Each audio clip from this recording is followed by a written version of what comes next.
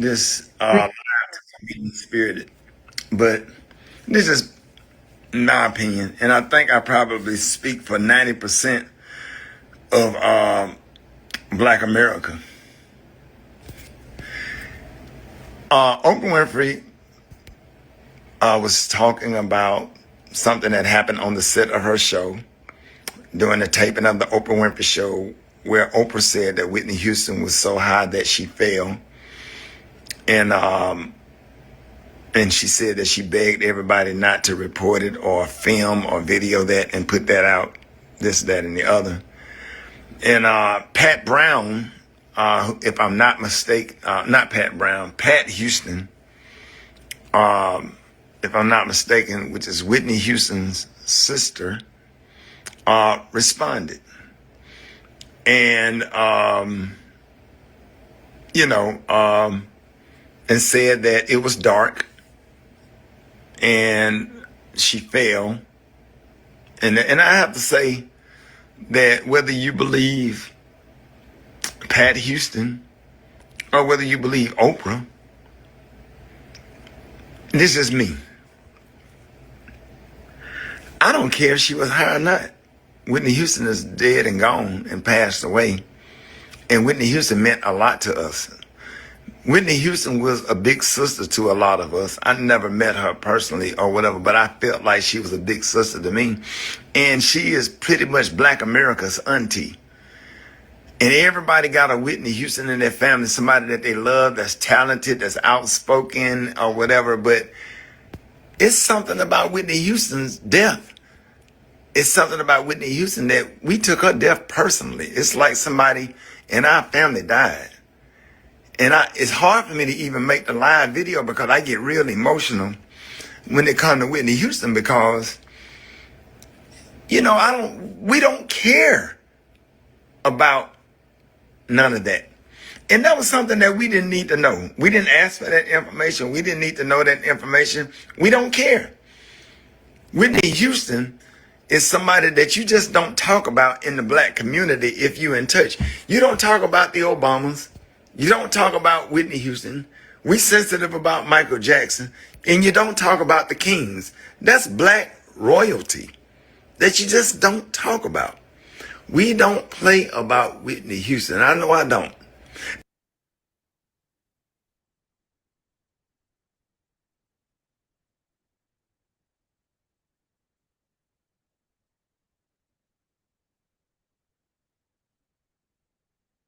We don't play about Whitney Houston. I like Ricky Smiley's comments because I think he touched upon what is the visceral reaction of many African Americans to Oprah's allegations that Whitney, in her last appearance on the Oprah show, took a tumble off the stage.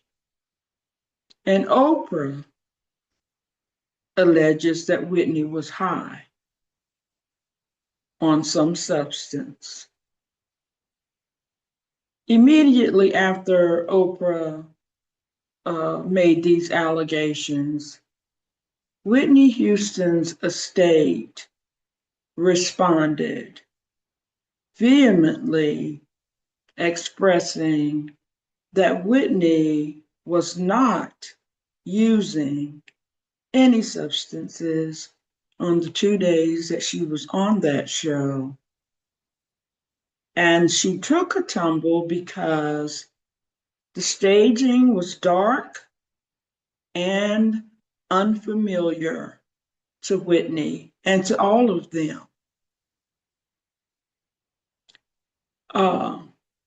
Pat Houston, who is Whitney Houston's sister-in-law,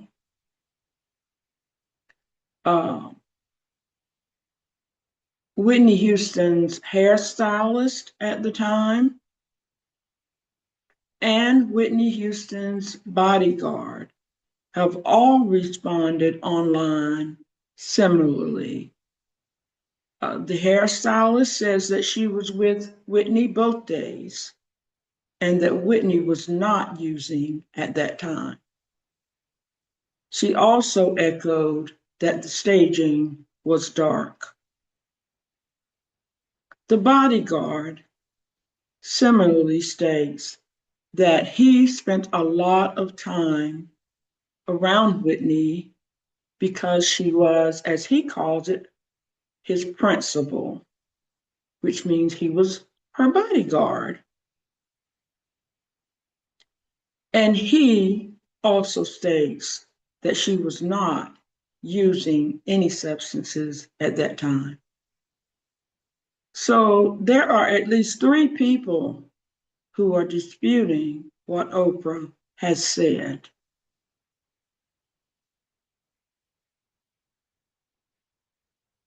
Now, you know that Oprah Winfrey is much beloved in the African American community, and her fans span well beyond the African American community to the larger American community and beyond. However, Whitney Houston, even in death, can boast that same amount of fame. She is much beloved in the African American community still, and in the larger American community and internationally.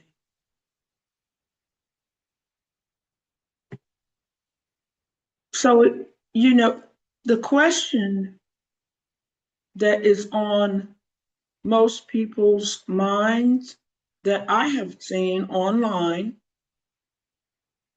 and all you have to do is just visit any of the sites, and it is the topic of conversation, hot conversation. African Americans are clearly offended because there were certainly rumors of Whitney's substance abuse. But there's also a witness of her great ability to perform. And you wonder if maybe this was one time that Oprah got it wrong in assuming, as she did, that Whitney was under the influence on those days, because so many others are disputing it. And Oprah makes this comment so many years after Whitney's death. And Whitney is not here to answer to this allegation for herself. I know in the African American community that I came up in, the one thing that was always taught, you be very careful how you speak of the dead. And if you can't say anything nice, it's best that you don't say anything. I don't know if Oprah has ever heard that.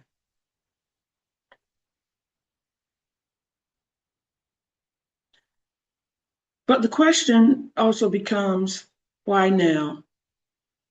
And why on an international stage? Oprah was in Cannes, France, to receive some kind of award. The film festival is there. She was there to receive an award, and she was doing an interview in which she brought up this story about Whitney Houston. The interviewer did not ask any questions about Whitney. And as many people have said, of all the stories that Oprah could have told on an international stage like that, on what was no doubt a happy occasion for Oprah. Of all the stories that she could have told, why did she choose that story? Which not only clearly is hurtful to the Whitney Houston family estate, but it's hurtful to so many African Americans. Why did she choose that topic on that stage? Some say that it comes, on the heels of the death of Clive Davis. Clive Davis, the music mogul, of course, who was instrumental in Whitney's career, Aretha Franklin's career. Some say he had something to do with Prince's career, Michael Jackson, certainly Phyllis Hyman. And I've heard of late Shaka Khan. But here's the thing. Not all of the reports of his involvement in these careers is good. The reviews of his involvement seem to be mixed. He had some good things that he was able to help these artists accomplish, but there are reports that his involvement in their careers often left them without money or adequate payment or recognition for the hard work that they were putting in.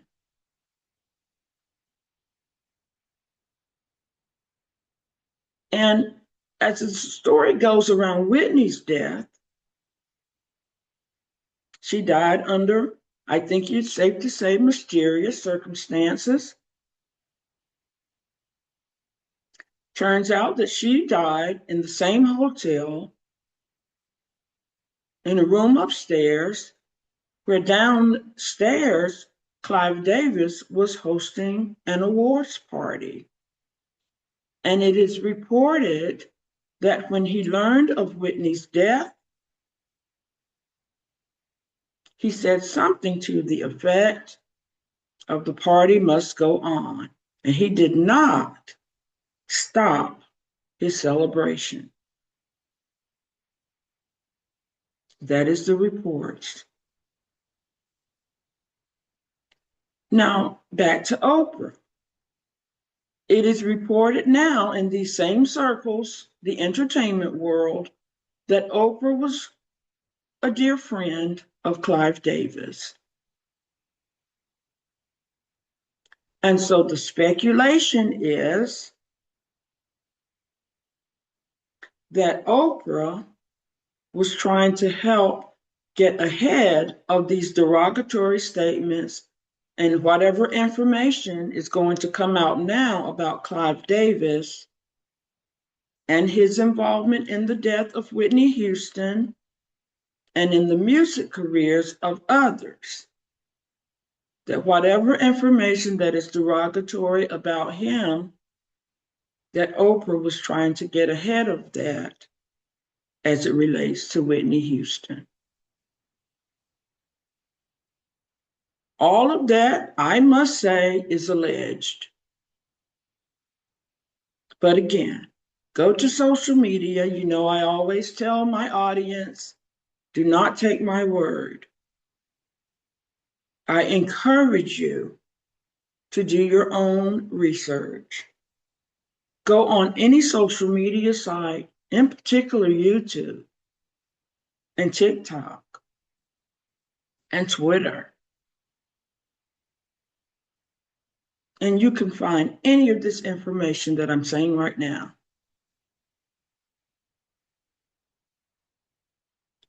So how do you move forward? I mean, some people are just, Ricky Smiley is one of those who's saying, and you can see that he's clearly hurt.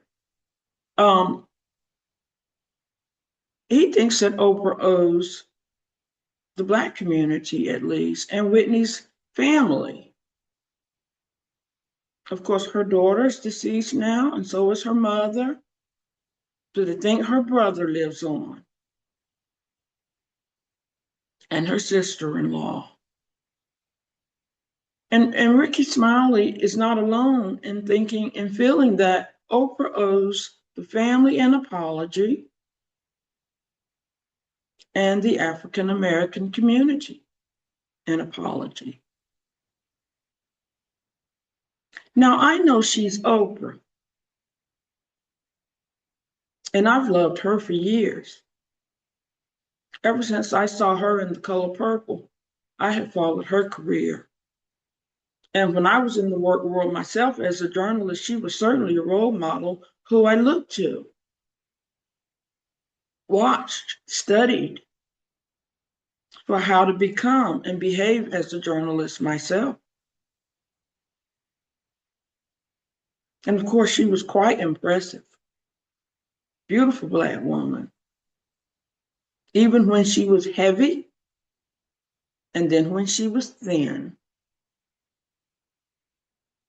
I've loved her both ways. So this has shocked me because it does feel quite inappropriate. And it feels out of character for Oprah, who is always looking to be uplifting and always looking to, take us to that higher level.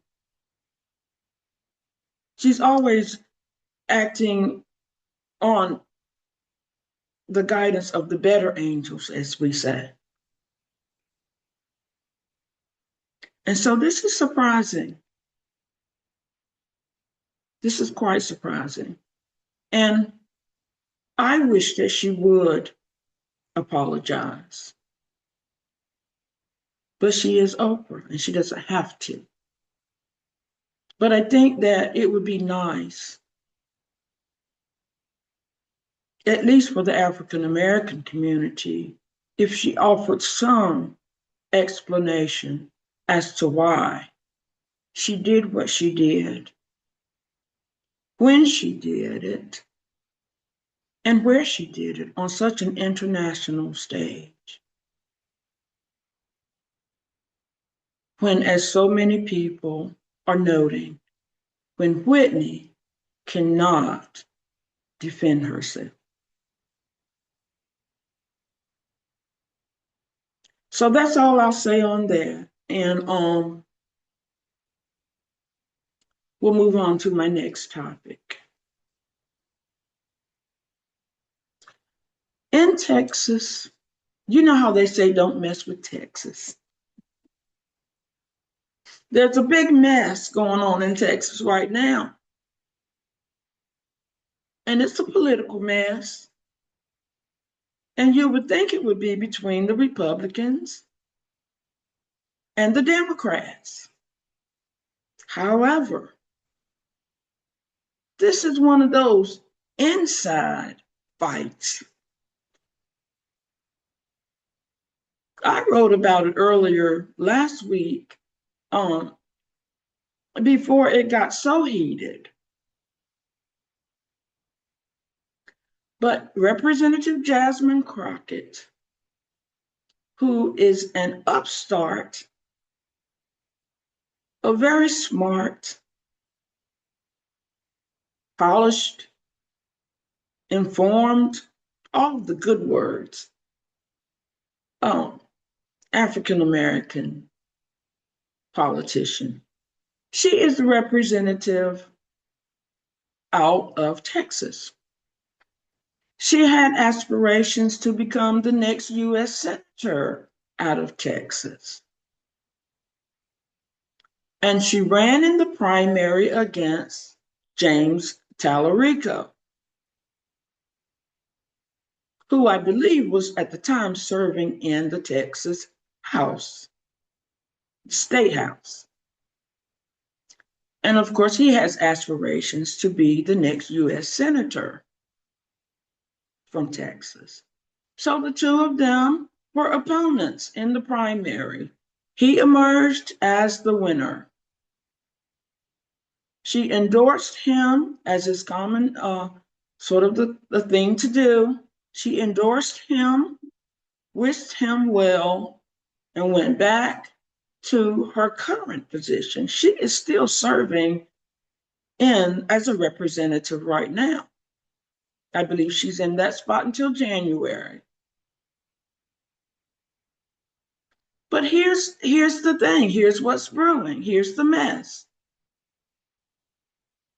The people in the Tallarico camp and those who are fans of his think that Jasmine Crockett, Representative Crockett, is not doing enough to support his campaign.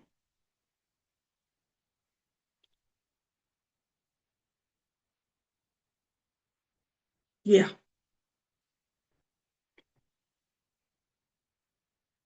And try to follow this. I know everybody's not into the political arena, but try to follow this because it gets a little complicated. Jasmine Crockett and James Tallarico were just opponents. And she took some hits from his camp. They labeled her unelectable. These were the kinds of words that were being bandied about her. Unelectable, polarizing, combative, words like that. When they were trying to beat her out for the primary, to come out of the primary. And they won. And so now they want her to turn around and go full force to support his candidacy. The reason it's so important to Texas and to the greater scheme of things is because the Democrats want to take back the House and take back the Senate if possible, so that we can get these crazy Republicans out of the White House. That is the ultimate goal of anyone who I would say is of their right mind, but I won't say that. But this is definitely the goal of anyone who is Democrat. So the sentiment is that Jasmine Crockett should be able to think on a higher plane right now, whereas she might have her issues with Tallarico as a former opponent, that she should be looking at the bigger picture. She wants to help him win so that Texas will, as they say, turn blue, and a Democrat will be representing that state in the U.S. Senate. I'm all for that. And as far as I've seen from Jasmine Crockett in her career, she is a team player. She went all around the country campaigning for the Kamala Harris, Tim Walz ticket. And she was still serving her own seat as a representative. And of course, everybody wanted a piece of her, and not always in a positive way, because she was always on point. And she made it very clear how she felt about Donald Trump. She did not think he was fit to be president after leading the insurrection, and she wanted to see him out of the White House. So needless to say, she made her share of enemies. But she still did her work. She did her work for Texas. And then, as I said, she campaigned all around the country for Kamala Harris and Tim Walz's presidential ticket.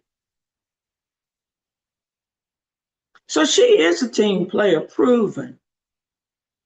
But there's something going on in the Tallarico camp that, I think you have to kind of look at that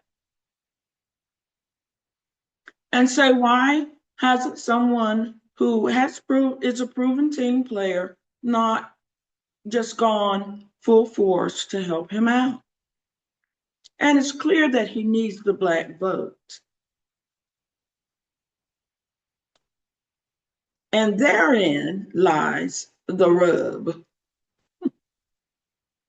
I don't think that Tallarico understood how badly he would need the Black vote.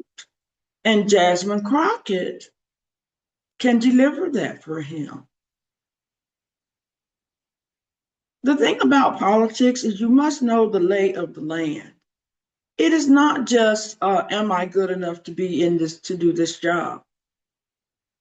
It is, will the people support me? Can I build the right coalitions at the right time? It's a lot. There's a lot that goes into the formula of winning, particularly a statewide seat. And one that takes you into the US Congress, a national seat. And as one commentator said, his math isn't mathing. He was looking at bringing over disgruntled Trump voters. That's problem number one. Because if you haven't learned anything else about the Trump voters, they, as he used to say, he could shoot somebody in the middle of the street and his people will still support him. That's Donald Trump. And even those who will say that they don't agree with him will go in and vote for him. So I think that's first mistake for the Tallarico camp, was to think that that was a constituency that they could count on. Disgruntled Trump voters. But they say that was his math. Disgruntled Trump voters, Hispanic voters, who also have voted historically for Donald Trump. I mean, you may speculate that in the midterms coming up, they may not support Trump because of all the deportation tactics. You know, the inhumane treatment of primarily Hispanic people in these detention centers. So you might think that. But what I learned from the Kamala Harris loss is that many Hispanics vote heavily Republican. They voted for Donald Trump. Many of them were in support of deportation. Of course, they believed his lie.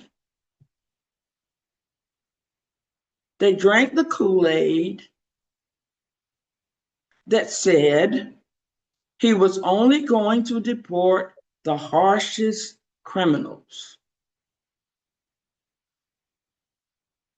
They voted for him not knowing that he would pick up children born in the United States and put them in detention centers, sometimes in a state far away from where they live, from where their parents are. So the Hispanic vote, again, I don't think Mr. Tallarico, I don't think his math was mathing.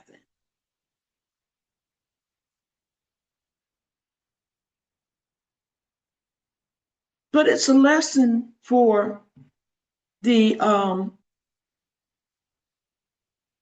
greater Democratic Party, I believe. The tendency is to take the Black vote for granted. Yes, the Black vote is the most loyal constituency for the Democratic Party. I think it's safe to say that is a fact.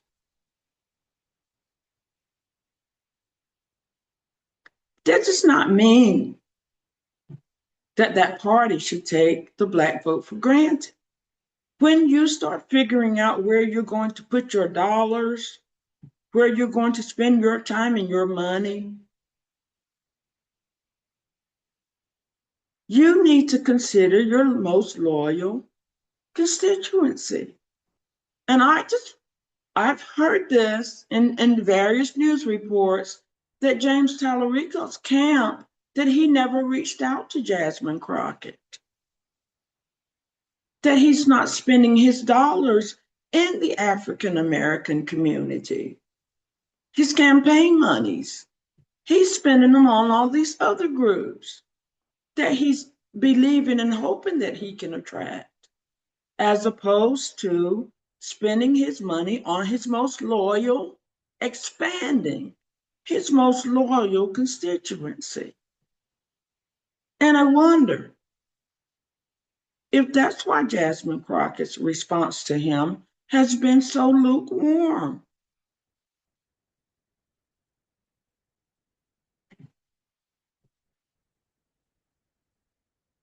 But I think he should invite her to dinner or to lunch, one-on-one. Let's have a conversation about how I can get you to help me win this campaign, to win this race.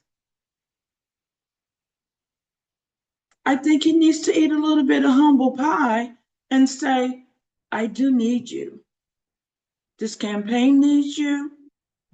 We need your voters. Texas needs you right now because we need for this state to turn blue. Give a sister her due. Make it reasonable for her to give you her time, her attention, and her strategies.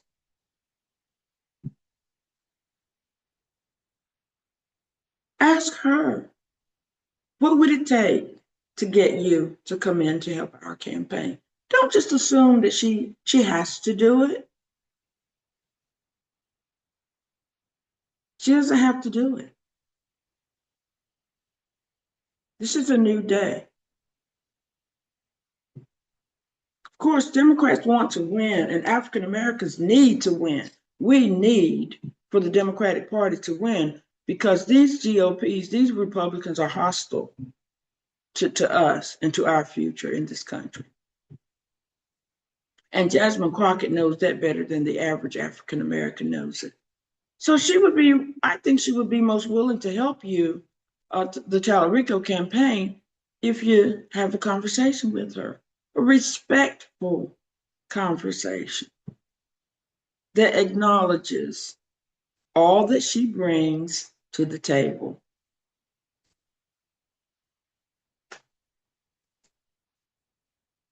And I think you found out that she brings quite a bit to the table. Okay, so consider that approach. Stop talking about it all over the media. Take her out to dinner or to lunch. Find out what she likes. Send her some flowers or an expensive bottle of wine. I don't know if she drinks, but send her something nice. Find out what she likes. Send it to her and then have a conversation with her about helping your campaign. It might go differently. What have you to lose at this point? You need her.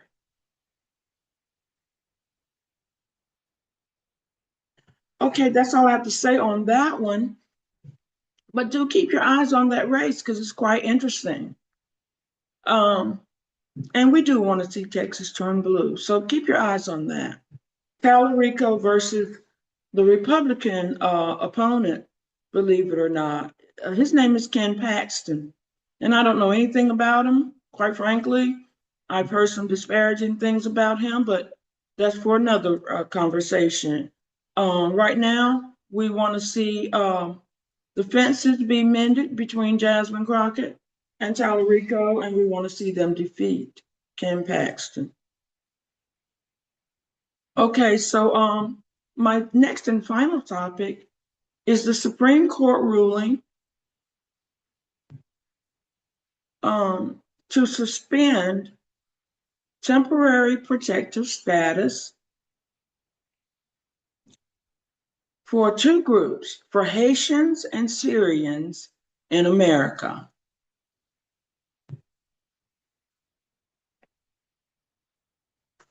The temporary protective status for Haitians was granted several years ago after a terrible natural disaster. I believe it was a hurricane. And so many people were losing their lives. I mean, it was just horrible. And so they were granted temporary protective status to come to the United States. And of course, many of them have made a home here and are thriving. The Syrians were granted temporary protective status.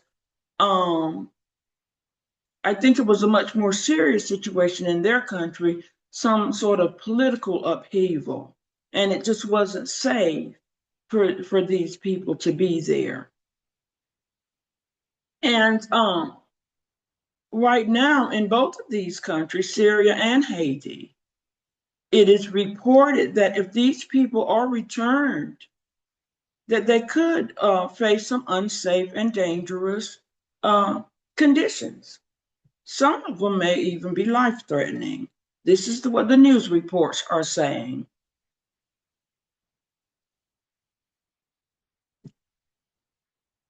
Of course, this is a 6-3 ruling. Once again, this court splits the same way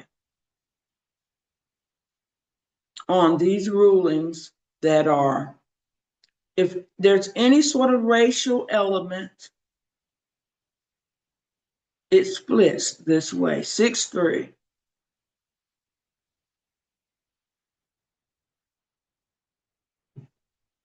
Elena Kagan, Justice Sotomayor, Justice Ketanji Brown Jackson. They generally vote in support of racial equality.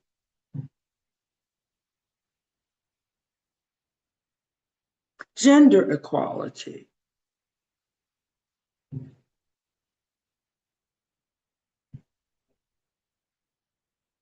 The other 6, including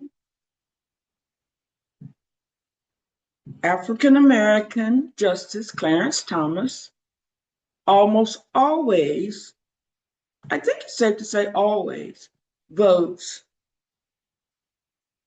the opposite way from these 3 ladies, these 3 justices. He votes the conservative Republican way without fail.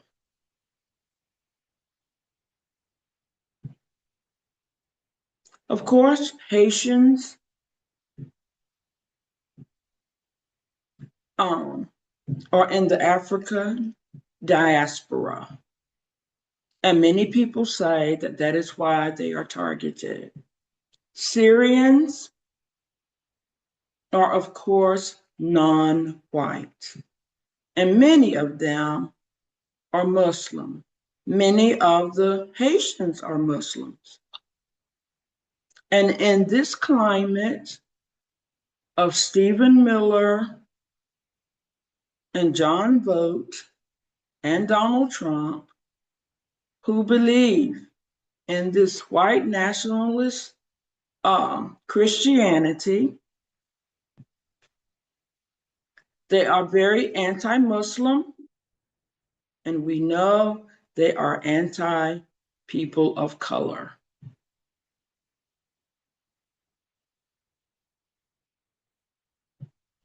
So what the suspension of the temporary status does is it frees up ICE and these Homeland Security agents. It frees them up to now begin the arrest, detention, and deportation of Haitians and Syrians in America.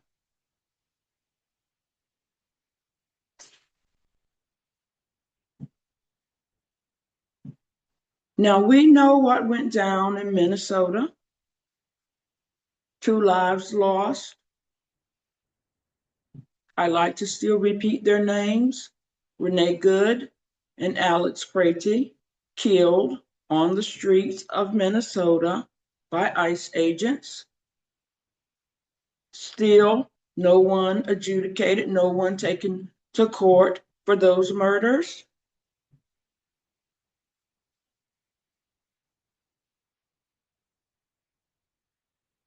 New Jersey, the detention center there has been reported to have deplorable conditions. People are not getting medical attention. People are not getting proper food.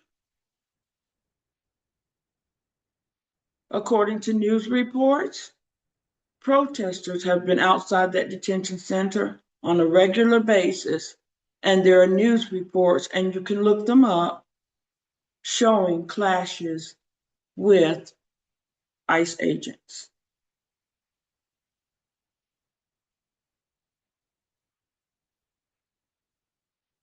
So now these agents will be taking their inhumane tactics to the Haitian communities around the country and to the Syrian communities around the country.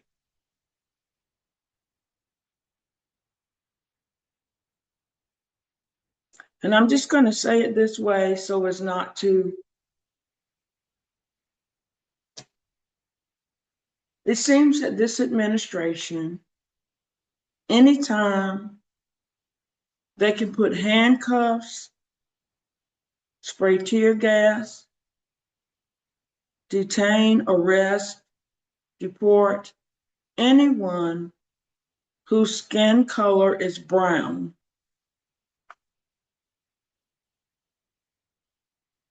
who is not of Caucasian descent, anytime that they can have a clash, the more public, the more vicious, the more violent, the better. So while we hope and pray that these clashes will be humane,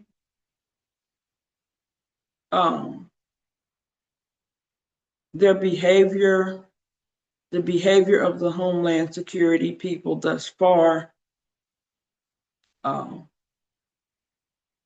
has not borne that out. So we keep our eyes on how this progresses now that the temporary status, protection status, has been lifted for these Americans. We watch to see how it will play out. These are my topics for this edition of Faith, Family, and Political Affairs.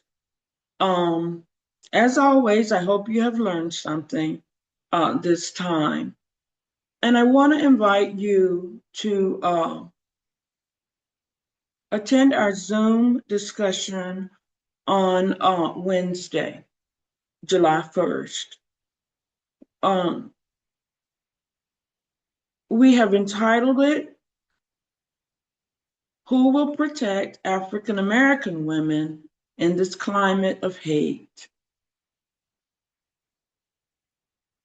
This is a series of conversations, I hope it will become, but it stems from the wrestler who performed for Donald Trump at his birthday lawn party at the White House. This boxer wrestler, I don't like to say his name. He's quite offensive, but he called Michelle Obama a man at the end of his fight. He was the winner, of course, and that's what he said in his victory speech. He ended it with that statement. And of course, he's not anybody whose name you're going to remember. But um, to say that about the former First Lady, is quite offensive. But Donald Trump and those in the audience laughed and smirked and all, because the Obamas as a couple live rent free in Donald Trump's head anyway. He is always you remember the videotape of them as apes. Anytime he can insult the Obamas, um, he gets some kind of sick thrill out of that. And I imagine that anyone who performs for him knows that.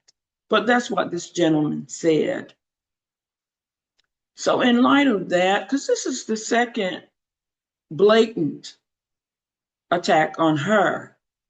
But Trump consistently attacks Black women in general, calls them low IQ. Um, One journalist, he said something about because she was asking him about the reflecting pool. I think that was Rachel Scott of the Times. She was asking him about the reflecting pool, and he said it's nasty, but you kind of would know about that kind of thing, wouldn't you? So he bends over backwards to insult Black women. And because of him and because of the Supreme Court rulings that come down consistently to smack African Americans in the face, the dismantling of DEI, um, the nasty things they have to say about Juneteenth, all of it together has put Black women, I believe, in exceptional danger. Um, it may not always be physical danger, but it opens us up to slurs, like the boxer, the wrestler said to her, and to unnecessary roughness out here in these streets. People are using the N word a lot more than they used to. People are more combative. They confront you more than they used to. And I say it's a climate being set by this president with the aid of the Supreme Court and his other minions. So our conversation on Wednesday is going to start at noon. We're going to be in the Zoom room, and you can visit my social media pages to get the details, to get the link, the Zoom link. Visit my Facebook, my Instagram, and Threads to get those details. And I hope to see you there. We're just going to talk about this, hopefully uplift one another, hopefully some prayer, maybe even we'll have somebody sing a couple of songs for us. But just something to inspire us and to see, should we have some particular strategy?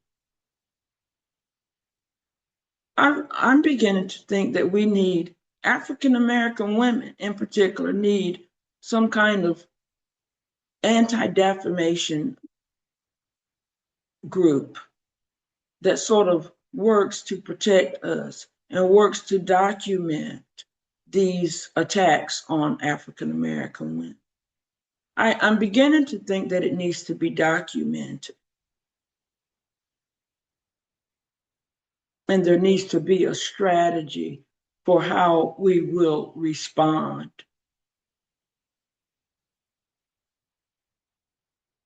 Several wrestlers came out, female wrestlers came out and told their league that they felt that this man who insulted her that way, that he should be barred from fighting in their league. I thought that was commendable.